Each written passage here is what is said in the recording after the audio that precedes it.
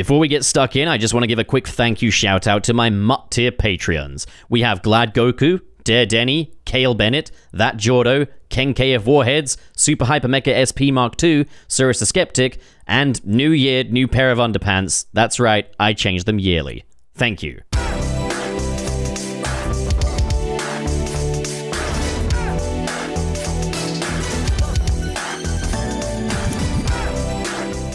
Hi, what's up? I'm Channel Pup, the mascot for the Level-Headed Fanboy, bringing a level-headed perspective to a subject that has superhero and gaming fans a little emotional, and I want to say with valid reason. While it's always my goal to keep a cool head, I would never want to risk invalidating anyone's feelings towards this particular subject. Lord knows I've got some of my own. So we've got the latest DC Comics universe game, Suicide Squad: Kill the Justice League. A game where you play as the Suicide Squad and you kill the Justice League. It doesn't lie to you in that sense. And the game is controversial for a number of reasons, which I'm going to be talking about in this video. Now, bear in mind that I haven't played the game yet, as right now I can't afford it. However, I felt this conversation was ripe for discussion, and so I spoiled myself for the sake of said discussion. So this isn't a review of the game so much as my 2 cents on the controversy surrounding it, but do keep in mind that there are spoilers ahead. Now, if you're new around these parts, first of all, thanks for being here. I understand there's a lot of choice of things to watch on this site, so I'm super grateful that you chose my video today. I'll be even more grateful if you hit the subscribe button for more like this dropping straight into your feed. We are so close to 100k now, so if you can help me get there, I'll love you for it. And of course, this video, like all of my videos, is made possible through the support of my patrons. Find the Patreon link in the description below to find out how you can become a patron, and for one-off support, there is also a link to my Ko-Fi page. It all means a lot to me, especially given that I'm not very liquid right now. Thanks. So there's a few discussion topics today, but I want to start off with something fairly simple and not so emotionally charged. Nearly 10 years after Batman Arkham Knight, Rocksteady are making a new DC game, and it's a Suicide Squad game. Why? The sentiment I've generally seen expressed is that we'd rather have had a Justice League game, and I do agree with that. At the same time, it doesn't surprise me. Considering we're yet to get a Flash or Superman gameplay style truly down, it doesn't surprise me that we're not getting a whole-ass Justice League. In fact, hey, while I adore superhero team-up in films and fiction and comics, I don't necessarily think it's going to work for a video game unless it's in the RPG or beat-em-up genre or something kind of adjacent to that like a Lego game. Because if you're doing a whole team, you still need a generic basic template to build the gameplay style of each character around and a world that is made to be explored by those different characters, which means you need to impose some limitations. It's like what we saw from the Square Enix Avengers game, although I dare say I think they did a good job with it, all things considered. When it comes to an Arkham-adjacent game, it's all about embodying that character, truly feeling immersed, like we have access to their entire arsenal. As the ad campaign for Batman Arkham Knight used to say, be the Batman. So simplifying the game style to accommodate for a team dynamic would be antithetical to the philosophy that made the Arkham games so great. And in the case of, say, Superman or the Flash, I don't think any game could offer us the kind of freedom to truly embody those characters. I mean, let's go into it a little. Superman can effectively go anywhere in the universe, so if we are kept to one single open world, no matter how vast it is, the experience is going to be interrupted by any boundaries. It's not going to be that comprehensive be Superman experience that the Arkham series offered in Batman's case. Not to mention the fact that you have a character who, to all intents and purposes, is invulnerable. So how do you make a meaningful gameplay style for a character that can withstand virtually anything? I think a Flash game could work. You could have the Flash in an open city akin to Spider-Man, and have his running speed in-game be more akin to, say, Sonic Frontiers. But then you can access the truly lightning-fast Flash speeds as a form of fast travel or something else. Maybe with a QTE or some other kind of player input. I've seen that demo flying around where the Flash runs from like Central City to Egypt to the ice caps, and yeah, it looks cool, but what would the player actually even be doing here? So I think the best way to get a Justice League game out there is to arguably have us play as someone else occupying that world, and we can tell the League stories through the perspective of another character. The Suicide Squad in this case were, I guess, an inspired choice. It's just unfortunate that Warner Brothers have all but run that brand into the ground with a seeming insistence upon it, no matter how little consumers even care about the Suicide Squad. Would I rather they find a way to make a Flash or Superman game work? Absolutely. But as far as doing a Justice League project, the squad do make sense, and their abilities can be translated into gameplay pretty easily. And I won't lie, the game does look fun. I do want to try it. But then there's the killing of the Justice League, which in a standalone project wouldn't necessarily be a bad thing. But this game makes a decision that turns it into a problem. As a standalone concept set in its own little Elseworld or what-if scenario, the idea of the Suicide Squad having to take on mind-controlled superheroes and kill them is, well, to tell the truth, a little generic, but a decent concept for a video game in an interactive medium. It sounds challenging, stressful, and engaging, all good things. But this takes place in the Arkham universe, explicitly in the Arkham universe. We've got the same Harley, a different Deadshot, albeit with an in-universe reason, same Penguin, same Riddler, same version of Arkham Asylum, and worst of all, the same Batman, with the same stories and the same history. His identity revealed by the Scarecrow, he transforms himself into a myth once more, with you even getting to fight the demon Batman seen at the end of Arkham Knight. And the kill the Justice League part of Suicide Squad Kill the Justice League isn't taken lightly. There's no Deus Ex Machina that saves these characters by the end, no plot device that restores them. We are finally meeting the other heroes that inhabit the world of Arkham Batman, and they're brainwashed for most of the time. And we kill them off. And we finally meet Arkham Batman again for the first time since the events of Arkham Knight. And we shoot him in the face. Then at the end of the game, Lois Lane pays tribute to the character we murdered in cold blood, and this doubles as a tribute to the late Kevin Conroy. Ouch.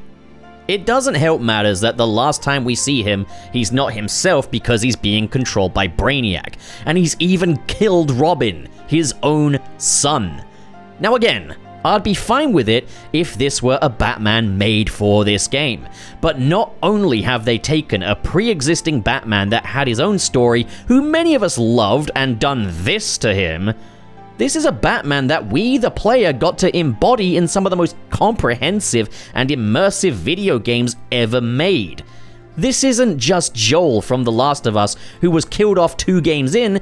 This is the quintessential video game Batman who has featured in more than 4 video games. This is the quintessential video game Batman, someone we spent hours upon hours exploring Arkham Island, Arkham City, and Gotham City with. He had a family, he had allies. Many of us grew up with this Batman, collected Riddler trophy upon Riddler trophy.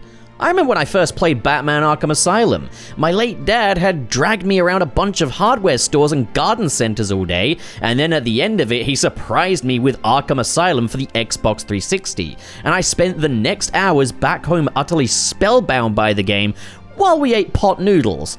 I literally remember the flavor of the pot noodle I ate that night. It was beef and tomato.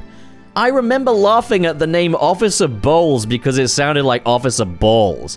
The only special edition of any video game I ever bought was the Arkham City Collector's Edition with the little Batman statue. And I remember the first time I bought a games console with my own money. It was the Arkham Knight Edition PlayStation 4, which I bought specifically so that I could play that game. And that is just my own experience. This Batman was a gaming icon. This Batman meant the world to millions of people, and he doesn't go out with some heroic sacrifice, or retire, or die protecting the city. He dies after being brainwashed, breaking his oath, murdering his son, and getting shot in the face by Harley Quinn. Now that's ballsy and daring, I'll give it that, but it's also a fickle betrayal of the player's trust. Suicide Squad Kill the Justice League is inherently a game that doesn't want you getting attached to the characters. I mean, look at the title. But that doesn't work if we're already very, very attached to one of these characters. And it stings. And I won't lie, I did grin like an idiot hearing Arkham Batman's theme again, hearing Kevin Conroy as Batman in one of his final performances, and hell yeah, Kevin Conroy, that's the Batman. Always was, always will be. Seeing follow-ups to bits of Arkham lore after all these years felt wonderful, but in the end, it feels like a practical joke that I wasn't in on. And I think that's how a lot of people feel.